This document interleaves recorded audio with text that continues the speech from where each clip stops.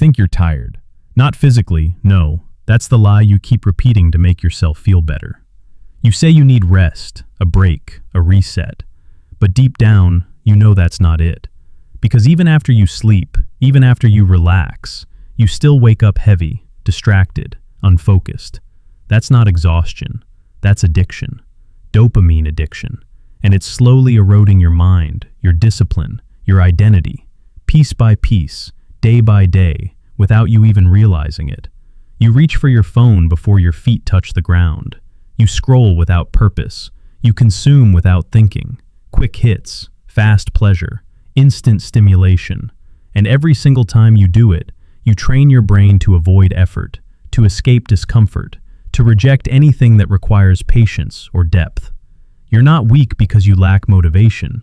You're weak because your brain has been rewired to chase what's easy. And the worst part? You've normalized it. You've convinced yourself this is just how life is now. That everyone is distracted. That everyone struggles. That it's okay to feel lost as long as you keep moving. But you're not moving. You're stuck. Stuck in a loop of stimulation and emptiness. You feel it at night, don't you? When the noise fades. When the screen goes dark. When there's nothing left to distract you from yourself. That silence. It exposes everything. The promises you made to yourself and broke. The goals you said mattered but never pursued. The version of you that could have been something, but isn't, not yet. And instead of facing that discomfort, what do? You reach for another distraction, another video, another scroll, another hit. Because feeling nothing is easier than confronting the truth. But listen to me carefully. This is not who you are. This is what you've become. There's a difference, and that difference matters. Because if it's learned, it can be unlearned. If it's conditioned, it can be broken. Your brain isn't broken, it's been hijacked. Hijacked by algorithms designed to keep you passive. Hijacked by habits that reward you for doing nothing. Hijacked by a system that profits from your lack of control. And you've been a willing participant. Not because you're stupid, not because you're incapable, but because no one ever showed you how to fight back. No one taught you that discipline isn't about forcing yourself to act. It's about reclaiming control over what controls you. Right now, your attention is not yours. Your impulses are not yours. Your reactions? Predictable, programmed, weak. You don't decide what you focus on. Your environment does. You don't choose your actions. Your cravings do.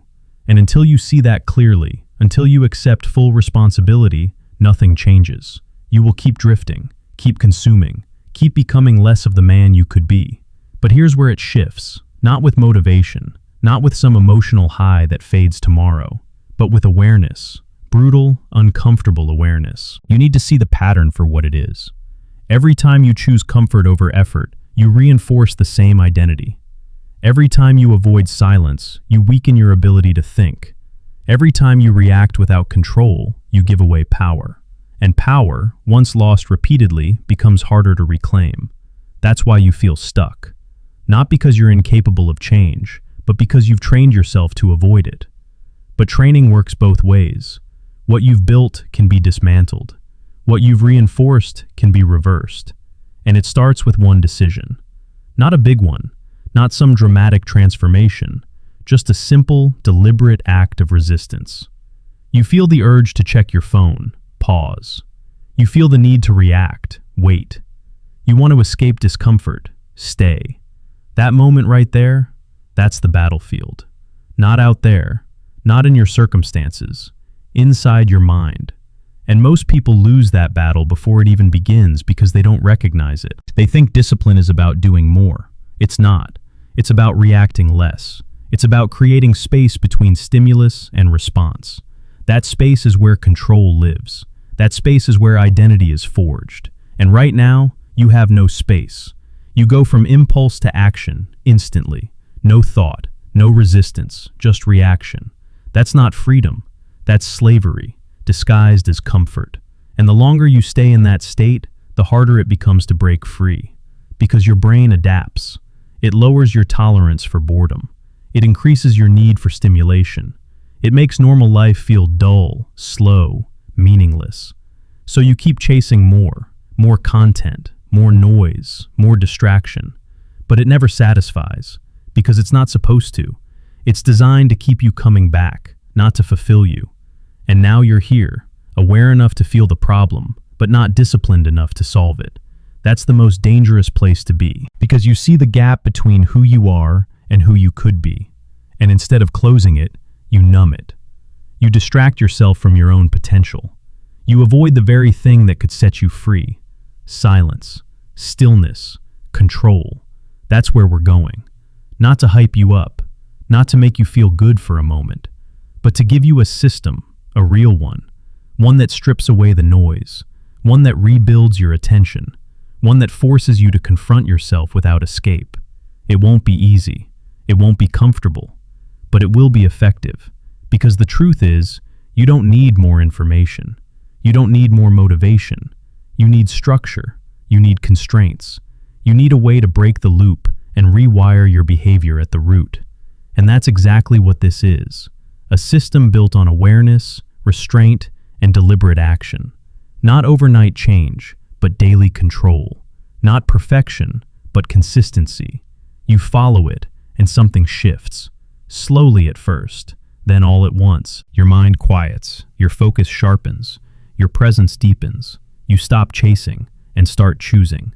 And when that happens, people notice. Not because you're louder, but because you're different, grounded, controlled, unshaken.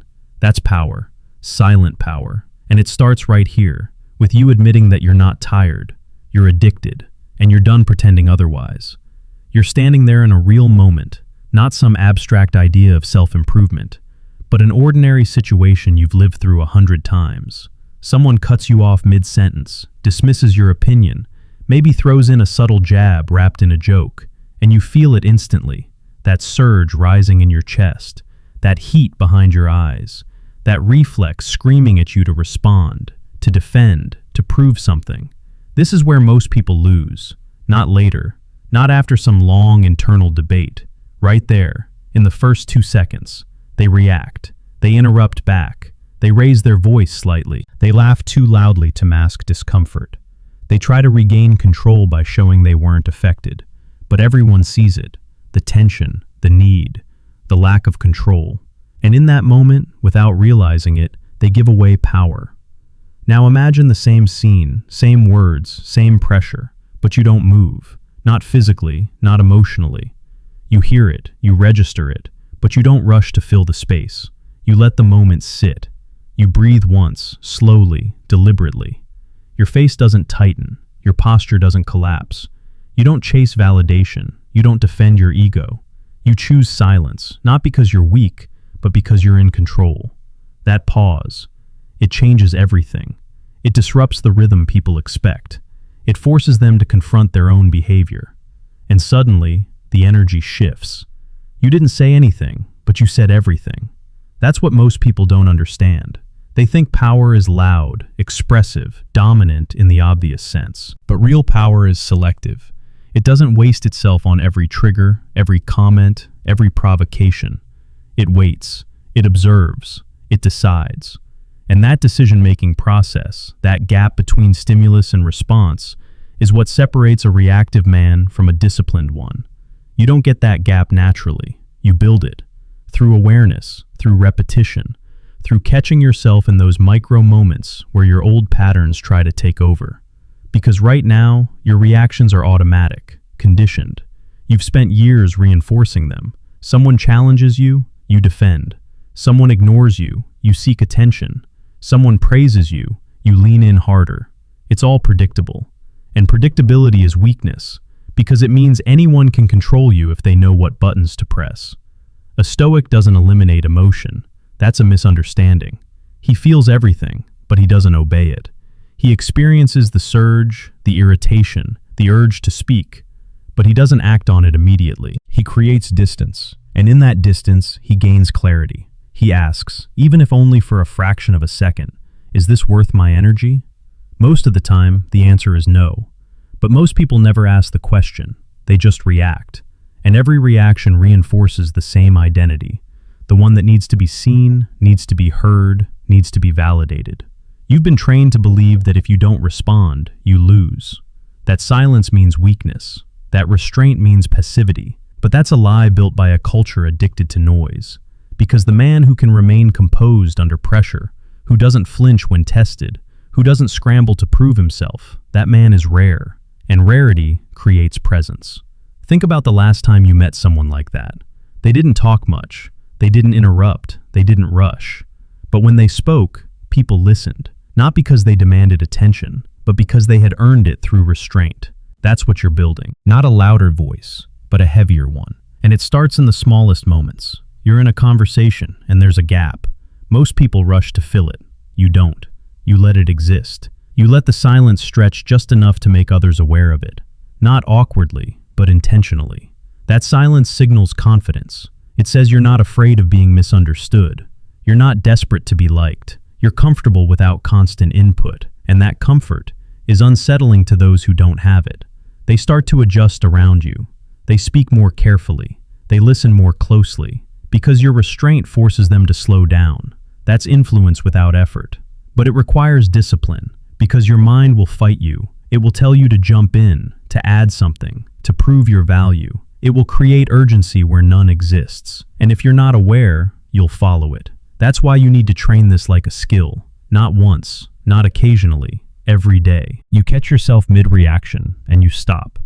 You feel the urge to interrupt, and you hold it. You want to explain yourself, and you wait. Not forever, but long enough to regain control. And at first, it will feel unnatural. You'll feel like you're holding back, like you're missing opportunities. But what you're actually doing is breaking a pattern. You're removing the automatic response and replacing it with a conscious one. That's the foundation of inner mastery. It's not about controlling the world. It's about controlling how you meet it. Because the world will always test you. People will always project, provoke, misunderstand. That doesn't change. What changes is your response. And when your response becomes intentional instead of reactive, everything shifts. You stop being pulled into unnecessary conflicts. You stop wasting energy on things that don't matter. You become harder to read, harder to manipulate, harder to shake. And that creates a kind of quiet authority. Not the kind that demands respect, but the kind that naturally receives it. Because people trust stability. They're drawn to it. In a world where everyone is reacting, overexpressing, oversharing, the man who holds himself, who doesn't give everything away, who chooses when and how to engage, that man stands out without trying. But this isn't about becoming cold or distant. It's about becoming deliberate. You still speak, you still engage, but you do it on your terms, not out of impulse. You say what needs to be said, and nothing more. You don't fill space for the sake of comfort. You don't react for the sake of ego. You act with purpose. And that purpose is rooted in control. Control over your attention. Control over your emotions. Control over your presence.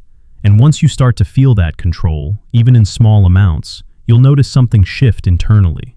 A sense of grounding, a reduction in noise, a clarity that wasn't there before. Because you're no longer being pulled in every direction by every stimulus. You're centered. And from that center, you move differently. You walk into a room and you don't scan for approval. You don't adjust yourself to fit in. You observe. You take in the environment. You choose how to engage. That's power. Not the loud, performative kind, but the quiet, stable kind that doesn't need to announce itself. And it all comes back to that one skill, restraint. The ability to pause, to hold, to choose. Most people never develop it because they're too busy reacting. But you're not most people. Not anymore. You've seen the pattern. You've felt the cost. And now, in every real moment, every interaction, every trigger, you have a choice. React like you always have, or pause and become someone else entirely. You've been told your entire life that communication is about speaking well, expressing clearly, being articulate, persuasive, engaging. But what if that's only half the truth, and the half you've been obsessing over is the one keeping you powerless? Here's the twist. Real influence doesn't come from how well you speak. It comes from how deeply you can be present without needing to speak at all. Let that sink in, because this is where everything shifts. You walk into a conversation thinking your value will be measured by what you say, how smart you sound, how quickly you respond. But the reality is, people don't remember your words the way you think they do. They remember how they felt around you, and most of the time, they feel rushed, unheard, processed like just another interaction in a long chain of distractions. That's the default now. Everyone is half listening, half thinking, half existing in the moment. So when someone comes along who is fully there, completely attentive, undivided, not waiting for their turn to speak, it creates a disruption, a break in the pattern. And that disruption is powerful because it's rare. You've been trying to stand out by adding more words, more energy, more effort.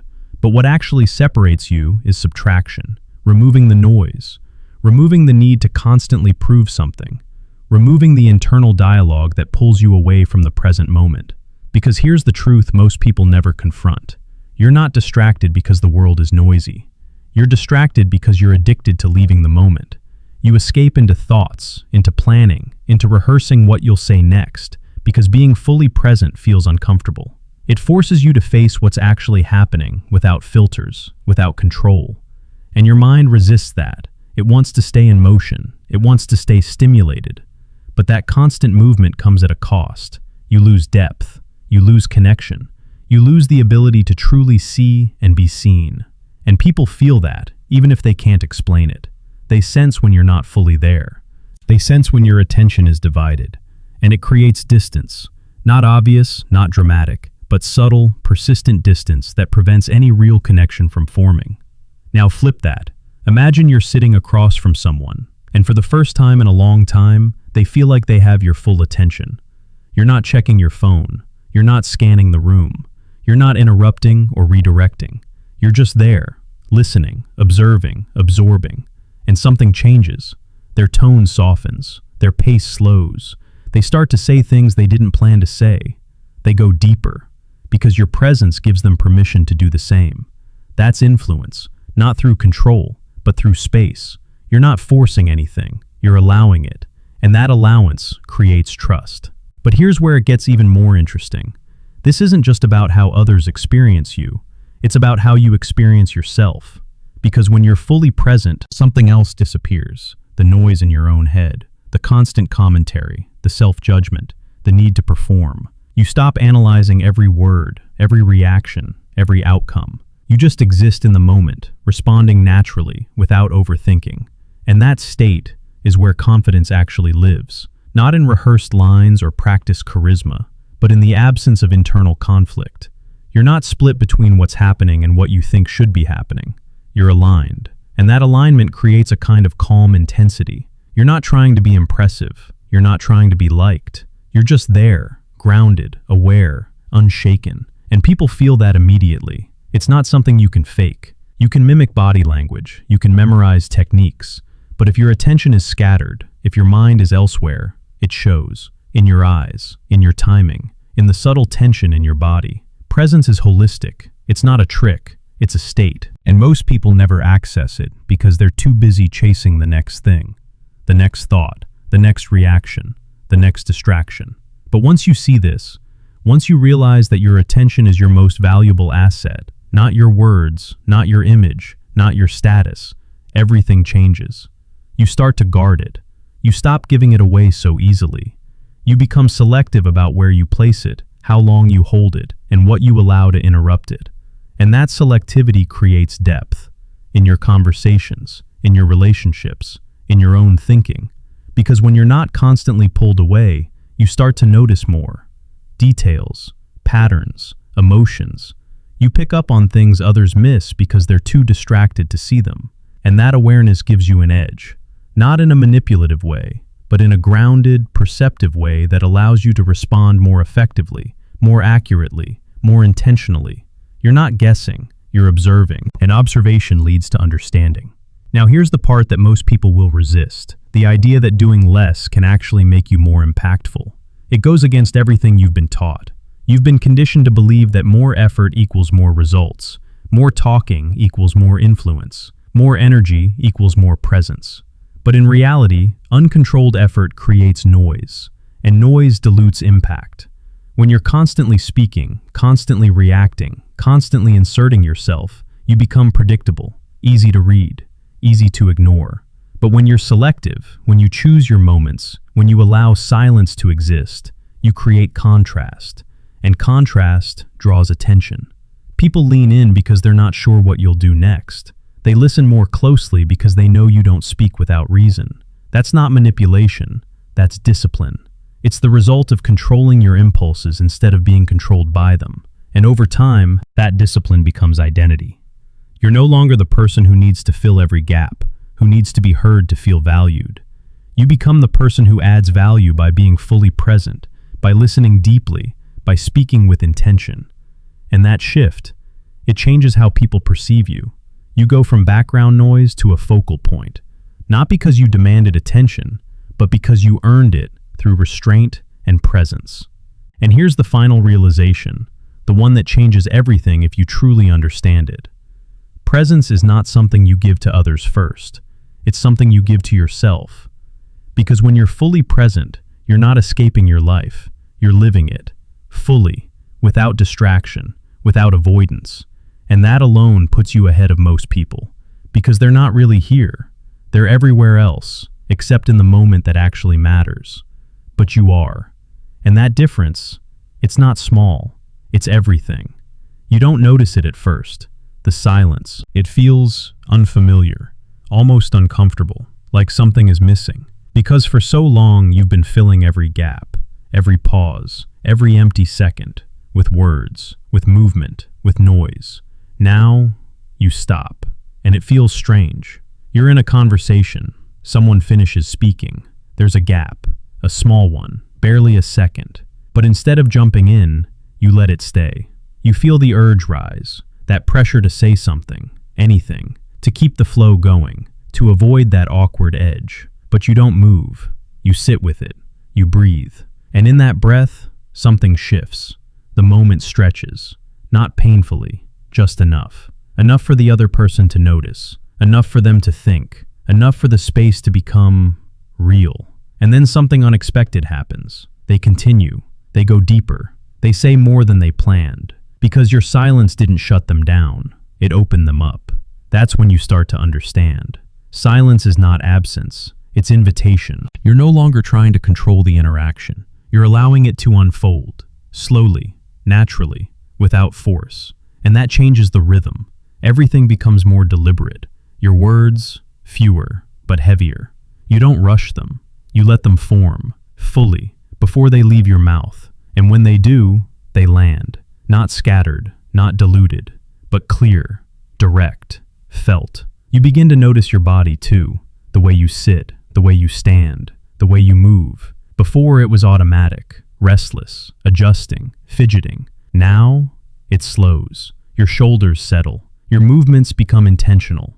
You don't reach for things without purpose. You don't shift just to release tension. You hold yourself, calm, still, grounded. And that stillness, it speaks, louder than any words you used to say.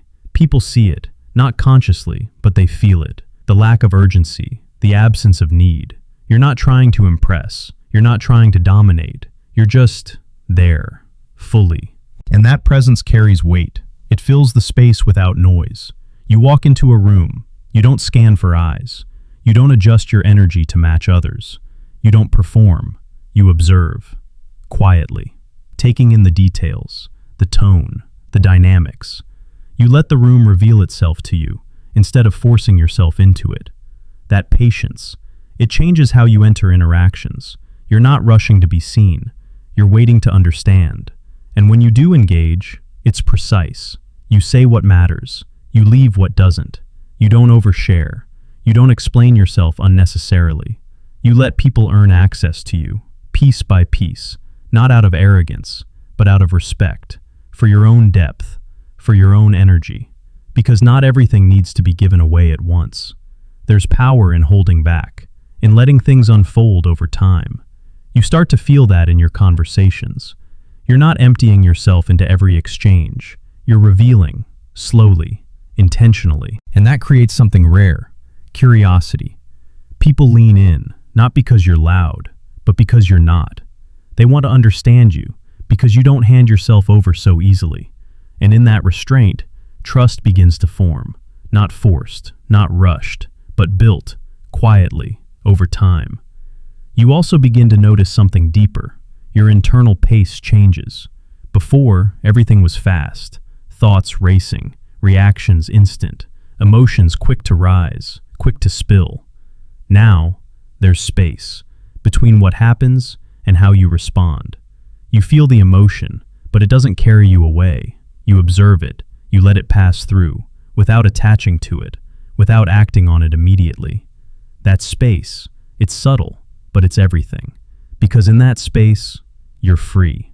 Free from the need to react, free from the pull of every impulse, free from the pressure to be something you're not. You don't have to prove anything, not in every moment, not to every person. That realization, it settles in slowly, like weight dropping off your shoulders. You stop chasing approval. You stop needing to be understood instantly. You're okay with being quiet, with being still, with not filling every role. And that calm, it deepens. It's not excitement. It's not intensity. It's steadiness. A quiet confidence that doesn't need to announce itself. It just exists, and people feel safe around it. They relax. They open up. Because you're not pushing anything onto them. You're not demanding energy. You're offering space. And space is rare. In a world that's constantly demanding attention, you become the one who doesn't take it. You hold it, gently, without pressure, without force, and that changes everything. Your interactions become slower, but richer, fewer, but deeper. You're not trying to connect with everyone. You're connecting with intention, and that intention shows in the way you listen, in the way you respond, in the way you carry yourself. There's no rush, no urgency, just presence, steady, grounded, real. And in that stillness, you begin to see yourself more clearly, without distraction, without noise, just you, as you are. And that can be uncomfortable, at first, because there's nothing to hide behind. No constant input to drown out your thoughts. Just silence, honest, unfiltered. But if you stay with it, if you don't run, that silence becomes something else. Not emptiness, but clarity. You start to understand your patterns, your triggers, your habits. You see where you've been reacting instead of choosing, where you've been giving away control. And with that awareness comes choice. Real choice. Not automatic, not conditioned, but deliberate. You decide how to move, how to speak, how to engage, not based on impulse, but on intention. And that intention, it shapes everything. Your presence becomes consistent, not dependent on mood, not thrown off by external noise. You remain steady, in different environments, with different people, under different pressures. Because your center is internal, not external. You don't need the world to be calm for you to be calm. You carry it with you, quietly, without effort. And that's when it becomes real. Not a technique, not something you're trying to do, but something you are. The silence is no longer uncomfortable. It's natural. The pauses are no longer forced. They're instinctive. The restraint is no longer difficult. It's automatic. You've rewired the way you exist, from reactive to intentional, from noisy to grounded, from scattered to focused. And it doesn't show in one big moment. It shows in all the small ones, the way you wait, the way you listen, the way you choose not to speak, the way you hold yourself, quietly, consistently, without needing recognition. And over time, that quiet consistency builds something stronger than any loud performance ever could. It builds presence, real presence, the kind that doesn't fade when the moment ends, the kind that stays with people, because it was felt, not just heard. Now you see it more clearly than before, not as an idea, not as motivation that fades tomorrow, but as something real, something you can actually use. This isn't about becoming someone else. It's about removing everything that was never really you to begin with. The noise, the reactions, the constant need to prove, to explain, to be seen. Strip that away, and what's left is something most people never reach. Control. Quiet, grounded, unshakable control. And here's the part that matters most. You don't build this in big moments. You don't wait for the perfect situation, the perfect conversation, the perfect challenge. You build it in the small, almost invisible decisions you make every single day. When you feel the urge to react, and you don't. When you want to interrupt, and you hold back. When silence appears, and you allow it to exist instead of killing it. That's where this becomes real. Not in theory, in practice. Because the truth is, anyone can look calm when nothing is happening. Anyone can appear composed when there's no pressure. But who are you when something pushes you? When your ego gets hit? When you're misunderstood? When the moment becomes uncomfortable? That's where your level is revealed. And now, you have a way to respond differently. Not perfectly, but intentionally. That's the shift. You're no longer trying to win every interaction. You're no longer trying to control how people see you. You're controlling how you show up, and that changes everything. Because when you show up with awareness, with restraint, with presence, you don't need to force respect. It comes, naturally, quietly, without announcement. People feel it in the way you carry yourself, in the way you don't rush, in the way you don't chase, in the way you don't give everything away. There's a weight to you now, not heavy in a negative way, but grounded, stable, real. And that kind of presence, it's rare, which means it stands out. Not loudly, but unmistakably. So here's the practical truth you can take with you, starting now. You don't need to change your entire life overnight. You don't need some extreme routine or unrealistic discipline. You need awareness and repetition. Choose one thing, just one. Maybe it's pausing before you respond. Maybe it's listening fully without preparing your reply. Maybe it's putting your phone down when someone is speaking. Simple, but not easy. And that's the point. Because doing what's simple, consistently, is what most people avoid. They look for complexity because it feels like progress. But real progress is quiet. It's repetitive. It's built in moments no one sees. You don't get applause for holding your silence. You don't get recognition for controlling your reaction. But over time, those small acts compound. They reshape how you think, how you feel, how you move through the world, until one day, you don't recognize the old version of yourself anymore. The one who reacted instantly, the one who needed validation, the one who filled every space with noise. That version fades, and what replaces it is something stronger, not louder, stronger, more deliberate, more aware, more in control. And here's the question you need to sit with, not answer quickly, not brush past, but really sit with it. Who are you when you remove the noise? When there's no distraction, no performance, no reaction, just you in the moment. Are you comfortable there? Or do you immediately look for something to escape into? Because that answer tells you everything about where you are and where you need to go. This path isn't about perfection. You will slip. You will react. You will catch yourself after the fact and realize you lost control in that moment. That's part of it. The difference now is you'll see it. You'll become aware. And that awareness is what allows you to adjust, to improve, to get better the next time. That's how this builds, slowly, quietly, relentlessly. So don't rush it. Don't try to force a new identity overnight. Just commit to the process, to the small moments, to the daily practice of choosing awareness over impulse, presence over distraction, control over reaction. And if this way of thinking, this way of moving through the world, resonates with you, then don't treat it like just another piece of content you consume and forget. Stay with it, build with it. Because this is not about watching, it's about becoming. And if you're serious about that, about becoming someone who doesn't just talk about control, but actually lives it, then walk this path consistently. Keep showing up, keep refining, keep choosing differently. And if you want to keep going deeper into this, into discipline, presence, and the kind of quiet power that most people never develop, then stay connected. Not for entertainment, not for quick motivation, but for something more lasting, something that actually changes how you live. Because this isn't a one-time shift, it's a direction. And the question is, are you willing to keep walking it,